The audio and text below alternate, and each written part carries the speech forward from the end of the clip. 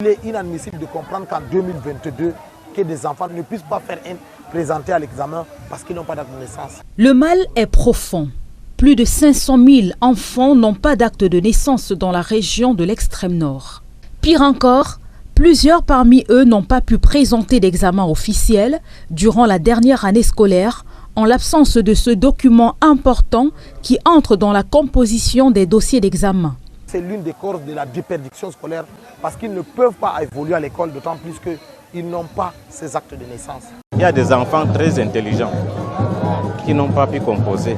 Un enfant qui a eu 17 de moyenne au CM2 qui n'a pas pu composer. Grâce au concours de quelques ONG, des actes de naissance ont pu être établis pour près de 18 000 élèves. Sauf que jusque-là, le problème est loin d'être résolu. Nous avons même établi des actes de naissance à certains enfants du cours moyen 2 qui ont pu composer. Mais malheureusement, à l'heure où je vous parle, nous avons encore 600 dossiers qui restent pour les enfants du cours moyen 1 et cours moyen 2. Il s'agit d'un fait longtemps décrié par le Bureau national d'état civil de l'extrême nord qui reste cependant limité dans ses moyens.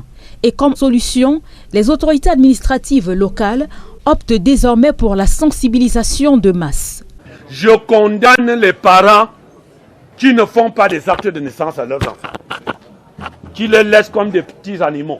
Parce qu'un mouton qui est né le matin, on ne connaît pas son nom, on ne sait pas ce qu'il va devenir du jour au lendemain. Un enfant est un être humain qui a des droits.